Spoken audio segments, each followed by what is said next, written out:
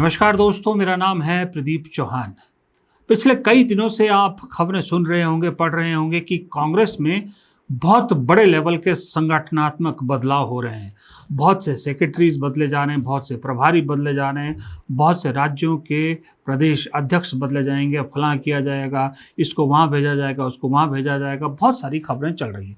इसी में एक खबर ये भी है कि सचिन पायलट को राजस्थान की अब कमान सौंपी जाएगी और गोविंद सिंह डोटासरा को शायद हरियाणा का प्रभारी बनाकर भेजा जाएगा।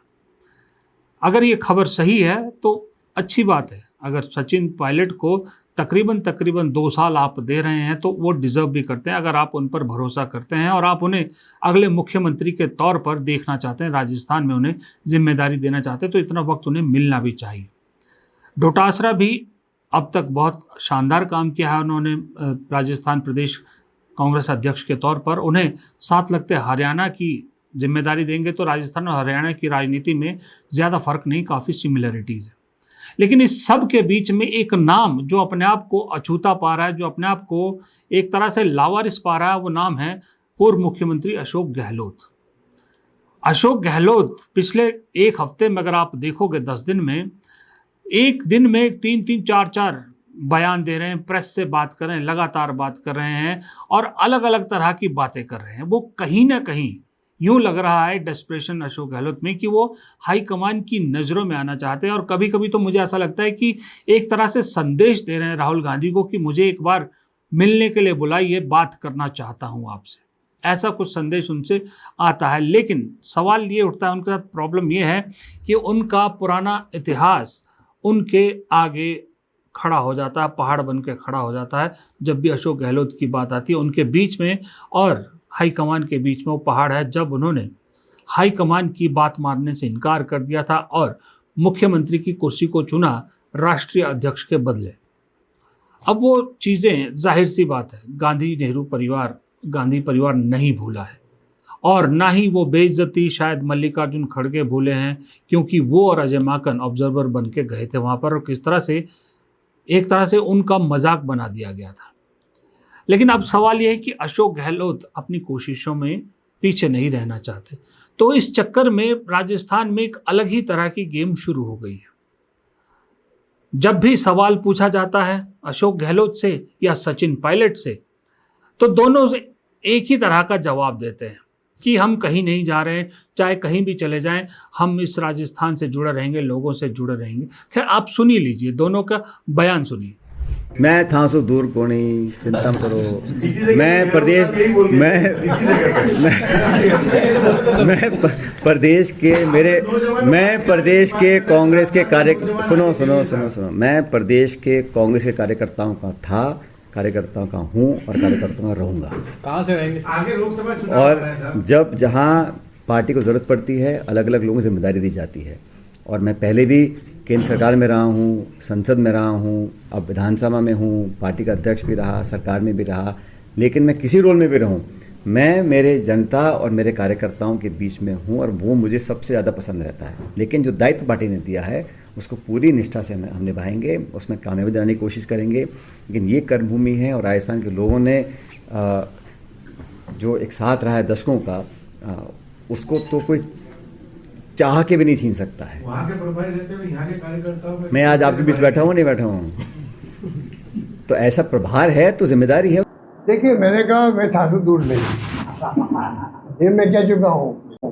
अब मैं कहीं लंदन जाऊँ, दिल्ली जाऊँ, जयपुर जाऊँ, जोधपुर जाऊँ या जालोर आऊँ, मैं ठाकुर दूर नहीं हूँ।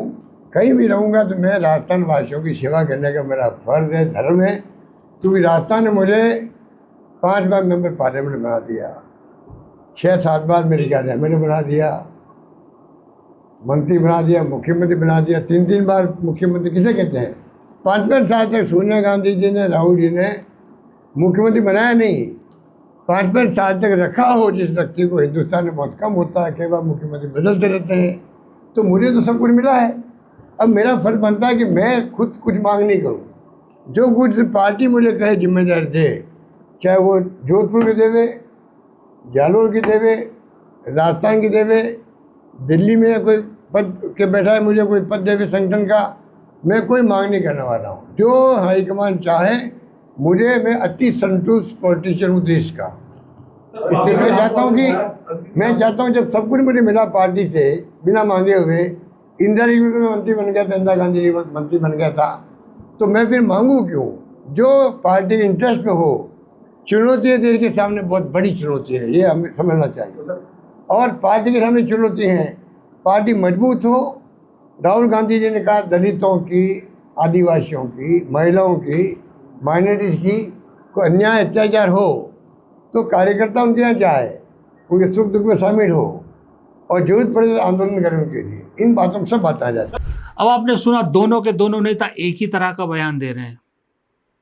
अब जाहिर सी बात है राजस्थान से तो जुड़ेंगे ही, क्योंकि आप राजस्थान से हैं, राजस्थान की राजनीति से निकले हैं। लेकिन ये कहीं ना कहीं दोनों तरफ से कोशिश है, मैसेज देने की कोशिश है कि मैं असली जन नेता हूं या लोगों से जुड़ा हुआ हूं, कहीं भी चले जाऊं मैं राजस्थान को नहीं भूलूंगा। ये मैसेज देने की कोशिश की जा रही है कि मैं लोगों के बीच का नेता हूं, लोगों के साथ का नेता हूं, लोगों को पसंद करने वाला और लोगों की पसंद का नेता हूं।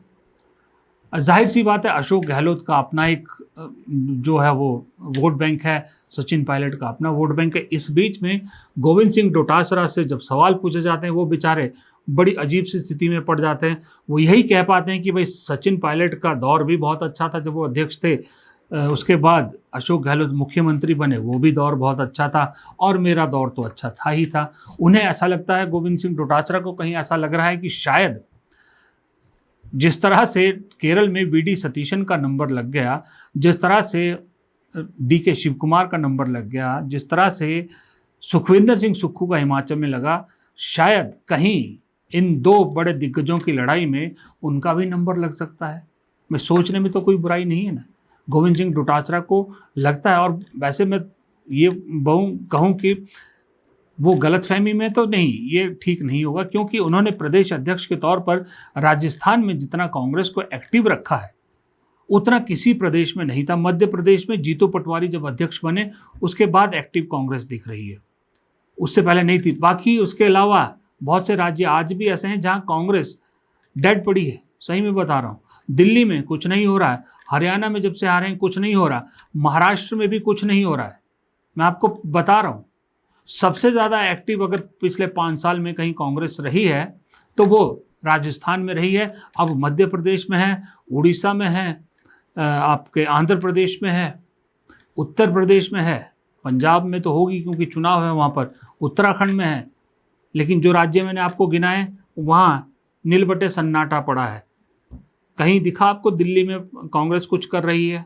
सुनाई दिया? कहीं नहीं सुनाई दिया। जबकि दिल्ली देश की राजधानी है, सारा मीडिया वहीं होता है, वहाँ पर तो तेज़ हवा भी चले तो राष्ट्रीय खबर बन जाती है।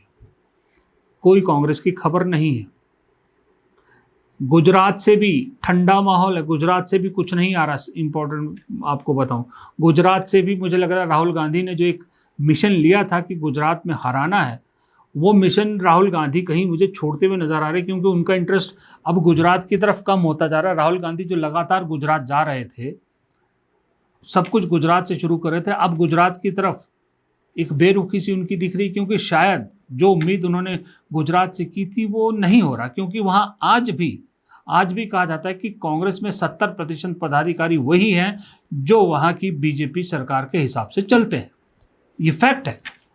राहुल गांधी पूरे देश में बदलाव कर रहे हैं, गुजरात में भी करेंगे, जाहिर सी बात है। लेकिन उन्होंने गुजरात को फिलहाल पीछे किया है। उन राज्यों में पहले बदलाव कर रहे हैं जहां इमीडिएट चुनाव है और जहां उन्हें एक स्कोप नज़र आ रहा है। तो गुजरात में भी कुछ नहीं हो रहा। महाराष्ट्र जब से चुनाव हारे हैं तब से महाराष्ट्र कांग्रेस मुझे एक भी दिन सड़क पे नहीं दिखी, कुछ होता नज़र नहीं आया। राहुल गांधी बीच में गए भी, लेकिन कोई हलचल ज़्यादा नहीं है गुजरात में भी। असम में भी अभी चुनाव हार गए, उसके खैर चलिए, उनके पास तो अभी थोड़ा ही वक्त हुआ है, तो वहाँ इतना ज़्यादा कुछ नहीं भी होगा तो हम समझ सकते हैं बात। गोवा में अब अध्यक्ष बदले हैं तो शायद, वैसे गोवा के चुनाव तो बिल्कुल सिर पे हैं, फिर भी उम्मीद कर सकते हैं कि गोवा में शायद कुछ अब हलचल बढ़ेगी। तो बहुत से ऐसे राज्य हैं जहाँ एकदम शिथिल कांग्रेस पड़ी है, और ऐसे में अगर डोटासरा अध्यक्ष बनते ही कांग्रेस को सड़क पर रखते हैं, सबसे एक्टिव रखते हैं और लोकसभा चुनाव में उसके नतीजे भी दिखाते हैं, तो उनका हक बनता है ये दिल में ख्वाहिश रखना कि उनका भी नंबर लग सकता है या सीएम की दौड़ में वो भी हैं। अगर पार्टी जीतती है, बनता है, उनका हक बनता है। अगर पंजाब में 5-5 नेता ये खुशफहमी पाल सकते हैं तो फिर राजस्थान में क्यों नहीं। लेकिन मुझे ऐसा लगता है कि डोटासरा उन नेताओं में से हैं जो संगठन को बेहतर चला सकते हैं। वो जानते हैं कि संगठन में उनकी ज़्यादा महारत है, ना कि सरकार में, तो वो ज़्यादा बहुत कोई दिक्कत या उस तरह का नहीं करने वाले। लेकिन इंटरेस्टिंग है अशोक गहलोत और सचिन पायलट की ये लड़ाई। अब सचिन पायलट के समर्थन में वो बेनीवाल उतर आए हैं। वो कहते हैं सचिन पायलट को पहले ही बना देना चाहिए था मुख्यमंत्री। इधर अशोक गहलोत अपने पुराने खास लोगों को एक्टिव कर रहे हैं कि तुम कहते रहो कि अशोक गहलोत ही राजस्थान है, राजस्थान में कांग्रेस मतलब अशोक गहलोत, वरना नहीं है। ये इस सब के बीच में दरअसल कन्फ्यूजन जो है ना, वो कन्फ्यूजन वर्कर को हो जाएगा। वर्कर कंफ्यूज हो जाएगा कि आखिर हम किसको अपना नेता माने, किसके साथ खड़े हों, किसके कहने पर चलें। इसलिए जो कांग्रेस हाईकमान फैसले लेने वाली है, मुझे लगता है उस पर राजस्थान को भी प्रायोरिटी पे रखना चाहिए। राजस्थान का फैसला जल्द से जल्द कर देना चाहिए। और सचिन पायलट को भी एक क्लियरिटी वैसे तो इशारों में मिल गई है। देखिए, अभी हाल ही में राहुल गांधी छत्तीसगढ़ गए थे। सचिन पायलट को हमेशा उन्होंने अपने साथ रखा, अपनी गाड़ी में बिठाते हैं। जहाँ जाते हैं, जहाँ सचिन पायलट आसपास है, सचिन पायलट को वो सबसे ज़्यादा तवज्जो देते हैं।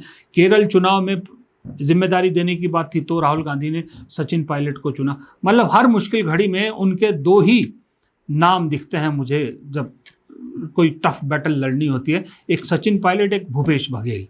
इन दोनों पे राहुल गांधी खूब भरोसा करते हैं। तो सचिन पायलट को जिम्मेदारी तो मिलनी है, लेकिन पब्लिक में क्लियर मैसेज जाना बहुत ज़रूरी है। अगर आप सचिन पायलट को देना चाहते हैं जिम्मेदारी तो टाइम रहते दीजिए। जो पंजाब में अभी खेल हो रहा है ना, पंजाब में एक एक दिन भारी पड़ रहा है। जितना लेट करते जाओगे उतना मुश्किल होगा नए अध्यक्ष के लिए, क्योंकि चंद महीने, 3 या 4 महीने बचे हैं। इस सरकार का कोई भरोसा नहीं, उससे पहले भी चुनाव का ऐलान कर सकती है। तो वो नया अध्यक्ष कुछ भी नहीं कर पाएगा। पायलट के साथ वो सिचुएशन ना आने दीजिए, क्योंकि जितना इम्पोर्टेंट पंजाब है उससे कहीं ज़्यादा इम्पोर्टेंट मुझे राजस्थान लगता है, क्योंकि हिंदी पट्टी बीजेपी की सबसे बड़ी ताकत है। अगर आपने हिंदी पट्टी के एक राज्य में भी बीजेपी को पटखनी दे दी तो वो बहुत बड़े दरवाजे के लिए जो एक छोटा रास्ता होता है ना बड़े दरवाजे में, वो खोल देगी। तो इसलिए राजस्थान बेहद ज़रूरी है। तब तक आप देखते रहिए ये गहलोत वर्सेस सचिन पायलट का रोज़ नया एक चैप्टर इनके ड्रामे का खुलेगा, और रोज़ इसी तरह से हम भी बात करते रहेंगे और देखते रहेंगे कि कांग्रेस के अंदर जो राजनीति होती है ना, कई बार वो देखने में ज़्यादा मज़ा आता है। कांग्रेस या कांग्रेस के नेता, एक्सेप्ट राहुल गांधी या प्रियंका गांधी भी मान लीजिए आप, एक्सेप्ट इन दोनों को, या 2-3 और ले लीजिए, इसके अलावा जितना जोर कांग्रेसी अपने आप एक दूसरे से लड़ने में लगाते हैं ना, उसका 10% भी बीजेपी को हराने में नहीं लगाते। अगर बीजेपी से लड़ने के लिए उसका आधा भी लगा देना तो बीजेपी को मात देना कांग्रेस के लिए बहुत आसान होगा। लेकिन कांग्रेसी एक दूसरे से लड़ने में ज़्यादा खुश रहते हैं। बीजेपी से 2 हाथ की दूरी रखते ही उन्हें लगता है कि हम शायद ईडी, सीबीआई या किसी ऐसे कानूनी पचड़े से बचे रहेंगे। नमस्कार।